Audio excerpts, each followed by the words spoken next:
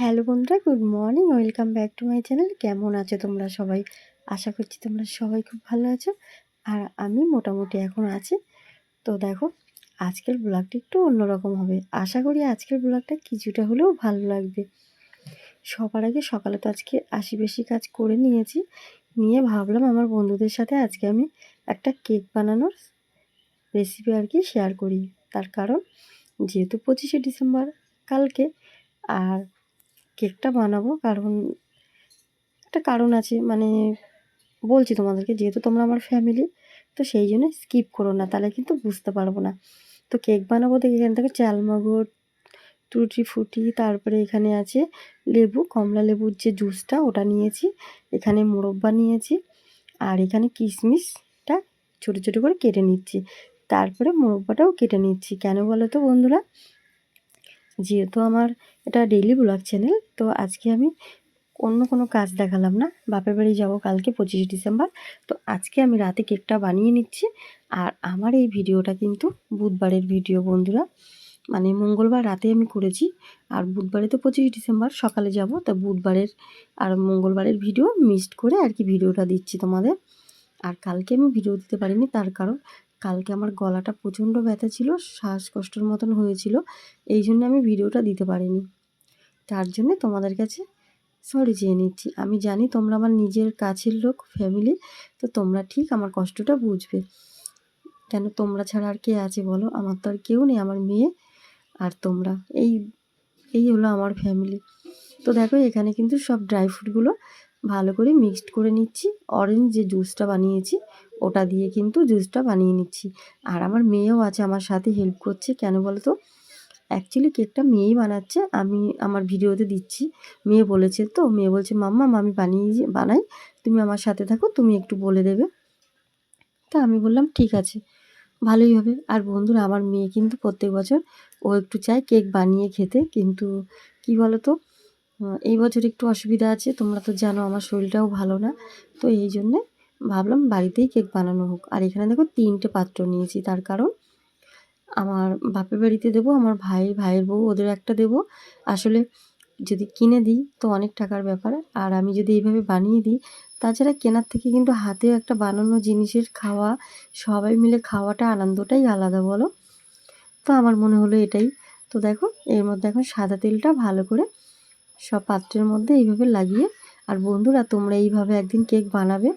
আমি যেহেতু ভয়েসটা পরে দিচ্ছি, কেকটা কিন্তু আগে বানানো খাওয়াও হয়ে গেছে, কিন্তু কেকটা সত্যি বলছি বন্ধুরা, এত টেস্ট হয়েছে, ভীষণ টেস্টি হয়েছে, আর কালারটাও খুব সুন্দর এসেছিলো, সেটা তোমরা ভিডিওটা দেখলেই জানতে পারবে। তো দেখো, এখন এইভাবে কিন্তু সব একে একে উপকরণগুলো দিয়ে দেবো। আর 3টে পাত্রের মধ্যে একটু সাদা অয়েলটা ভালো করে মাখিয়ে নেবে, তাহলে কি হবে, কেকটা যখন সুন্দর উঠে যাবে। আর কেক কিন্তু এই প্রথম বানাচ্ছি, এর আগে একবার ট্রাই করেছিলাম কিন্তু হয়নি। আর সবথেকে যেটা মজার কথা বন্ধুরা, যে হিট দিয়েছি ওটা আমি তোমাদের দেখাতে পারিনি। আসলে কি বলো তো, ওই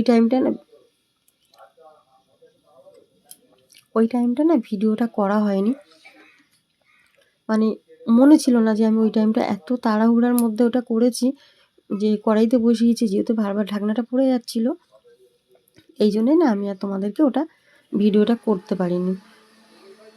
তো যাই হোক বন্ধুরা, আমাদের আশেপাশে না ভীষণ আওয়াজ হচ্ছে, আর আমি যেহেতু ভিডিওটা ভয়েসটা দিই রাত্রিবেলা, আর আমার শ্বশুরবাড়ির লোক তোমরা তো জানো, ওরা, আমি যে ভিডিও করি, আগে তো লুকোচুরি করতাম, এখন তো সামনেই করি। এবার ওরা কি করে বলতো, যাতে আমি ভিডিওটা ঠিকঠাক করে না দিতে পারি তোমাদের, এই জন্য ডিস্টার্ব করে, আওয়াজ করে, এই গান চালিয়ে রাখি। রাত্রিবেলা আমি অনেক রাতে ভয়েসটা দিই, কিন্তু আজকে একটু তাড়াতাড়ি দিচ্ছি, তার কারণ কেক টেক বানানো হয়েছে, তো 11টা বেজে গেছে। আর এখন ভাবছি ভিডিওটা এডিট করে ভয়েসটা দিয়েই রাখি, কেন সকালে যেহেতু আমি বাপের বাড়ি যাব, তো সময়টা পাবো না, সেই জন্যে।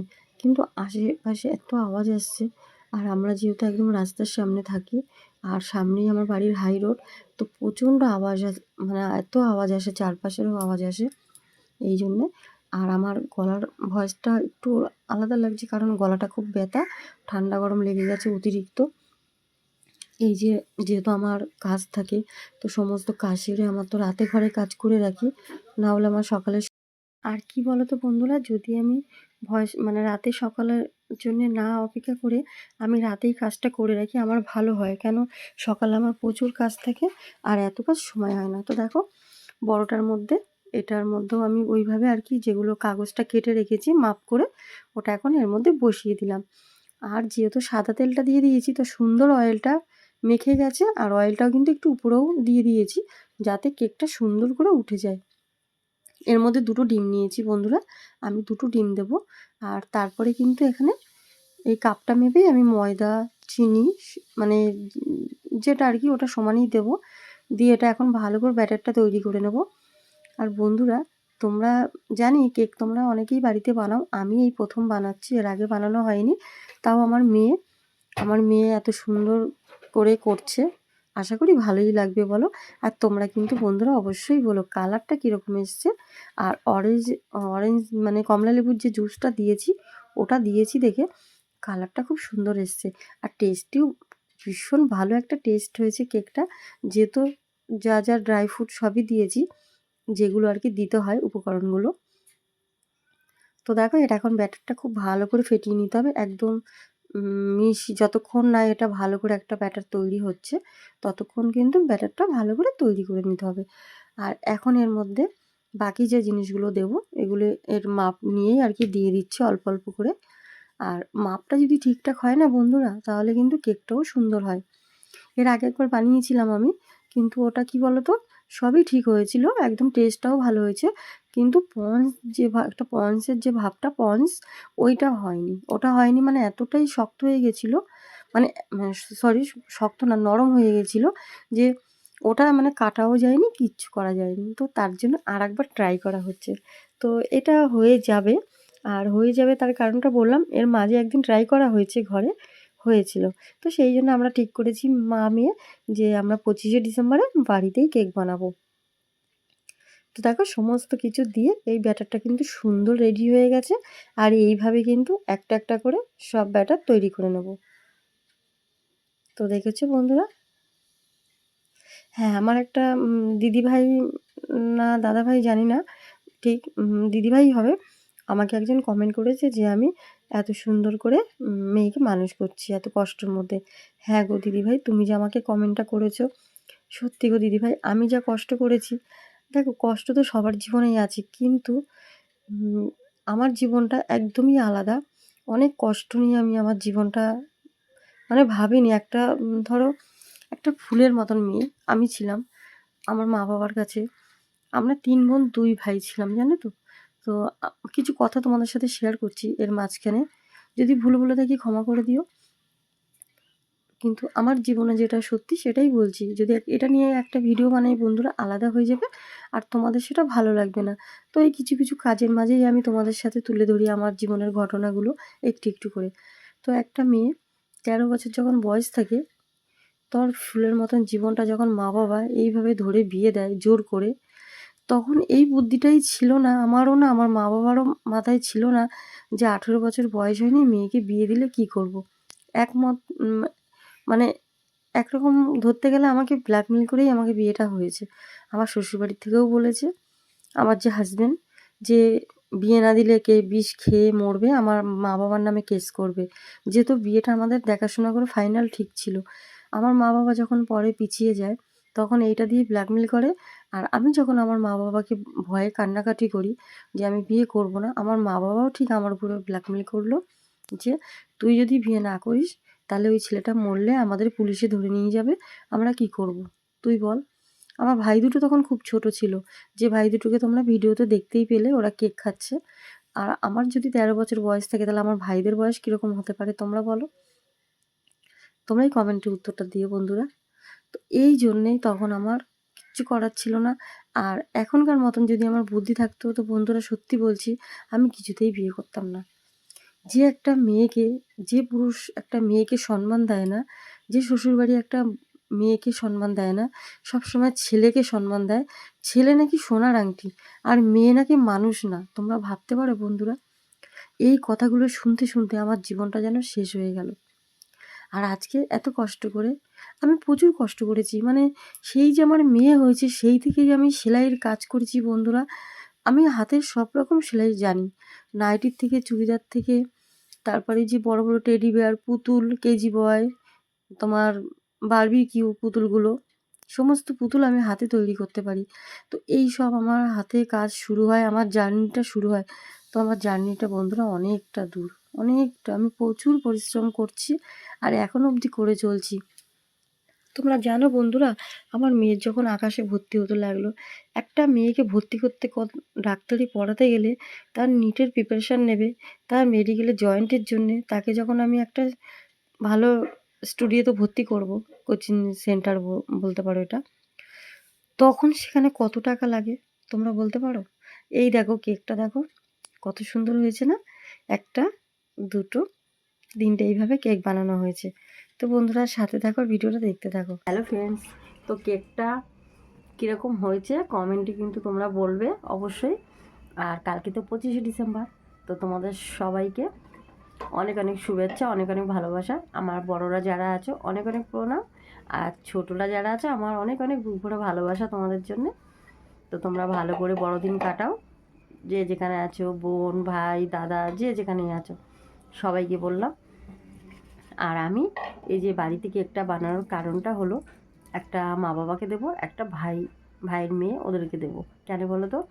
দেখো বন্ধুরা, 3টে কেক কিনতে গেলে অনেকটা দাম, আর অত টাকা তো আমার কাছে নেই। তো আমি ভাবলাম যদি বাড়িতে কেক বানিয়ে দিই তাহলে তো খরচাটাও কম হবে আর ভালো হবে। আর তাছাড়া নিজে হাতে একটা জিনিস বানিয়ে দেয় আর দোকান থেকে কিনে দেয়া একটা আলাদা না।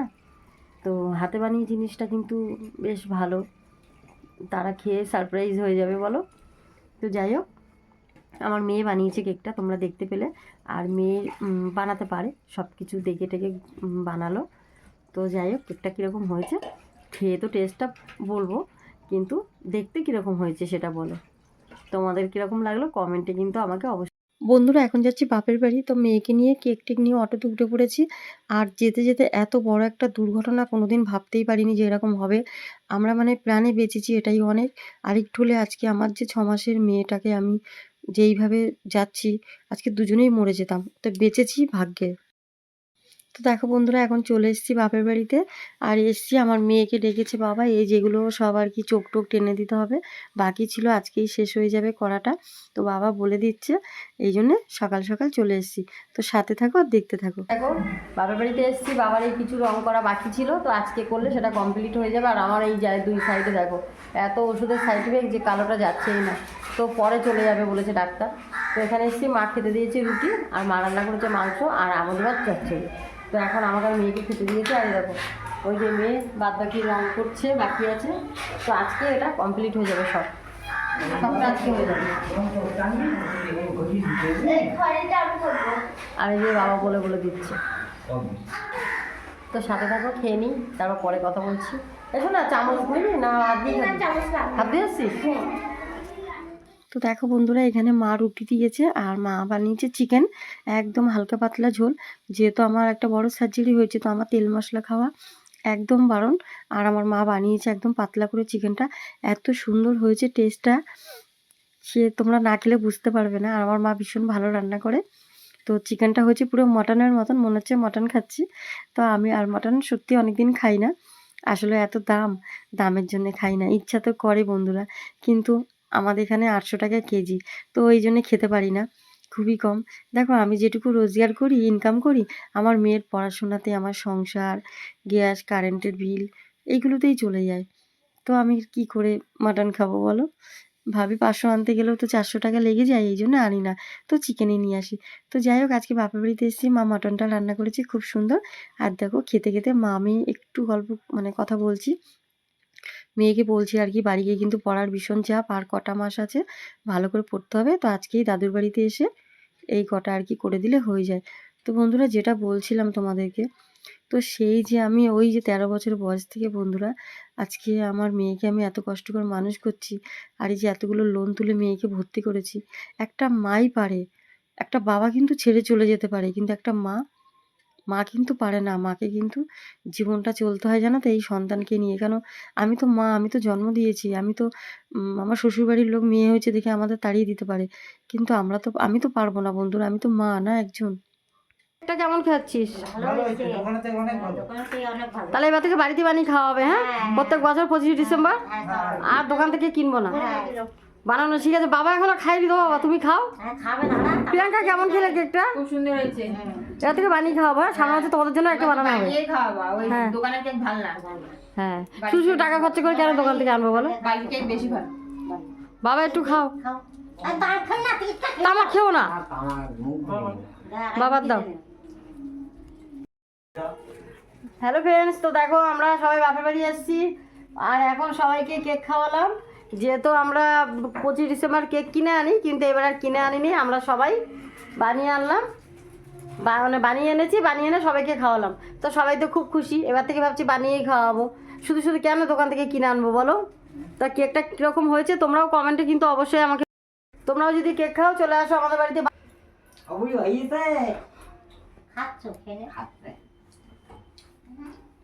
কিসমিস কোথা পেয়েছিস? দোকানে কিনেছিস? সব ওই দেখ কি কি কিনে নিয়ে গেছে শোন, বাদাম, কিশমিশ, টুটি ফুটি, তারপর আমল দুধ, টেস্ট হবে, মোরব্বা। টুটি ফুটি কি? ও,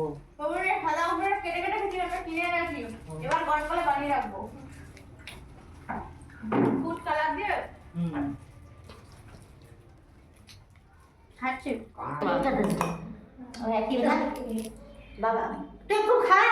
বাবার একটু দাও, বাবা এখনো খায়নি। ওটার মধ্যে ভরে দাও। না এইটা খেয়ে ওইটা খেয়েছি। এটা একটু অনেক ছুঁড়ে দাও না, এটা একটু কাটি, তোমার খেয়ে দেখো একটু। চলো একটা হাট পুরো কেটে ফেলি। না চিন্তা নেই, তোমার কিছু ভাঙবো না আমি। শোনো এই কেকটাই ঠিক, এই প্লেটটা একদম পুরো ঠিক আছে দেখো। মাপ হ্যাঁ মাপ, ওটা খেয়ে অনেক, এটা মিষ্টি কম লাগবে। বুড়ি কেক বানিয়েছি, একটু খাও বাবা। দোকানের কেক আর বাড়ির বানানো। কালকে বানাতে হবে। তো দেখো বন্ধুরা, আমরা এখন চলে যাব, খাওয়া দাওয়া হয়ে গেছে দুপুরবেলা, আর রাতেরও খাওয়া হয়ে গেছে। রাতে রুটি খেলাম, মা আবার রুটি করেছে। তো খেয়ে দিয়ে এখন বাড়ি চলে যাবার। আর এই দেখো আমার বাবার কাঁকড়াগুলো সব কিন্তু রং করা, এখানে কচ্ছপ আজকেই কমপ্লিট হয়ে গেছে। বাবা এখন ওই যে একটা বার্নিশ দিল, ওটা দেবে, তাহলেই শেষ। তো আমরা বাড়ি চলে যাব, মেয়ের পড়া আছে। আর কেকটা কিন্তু সবাই খুব ভালো খেয়েছে, একদম দোকানের থেকেও ভালো সবাই বলেছে বন্ধুরা। আর যেটা বলছিলাম, এত বড় একটা দুর্ঘটনা বন্ধুরা, আমরা ভাবতেই পারিনি যে আজকে বেঁচে ফিরবো। মানে এত জোরে ধাক্কা লেগেছে অটোটা, মনে হয় উল্টে আমরা দুজনে মরেই যেতাম আজকে। এরকম একটা দুর্ঘটনার থেকে বেঁচে গেছি, হয়তো মা সন্তোষী মার আশীর্বাদ আছে তাই আমরা বেঁচেছি। তো যাই হোক বন্ধুরা, তোমরা ভালো থাকো।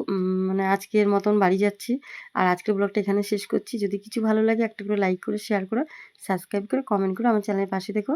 তোমরা তোমাদের পরিবারকে নিয়ে সবাই সুস্থ থাকো, ভালো থাকো।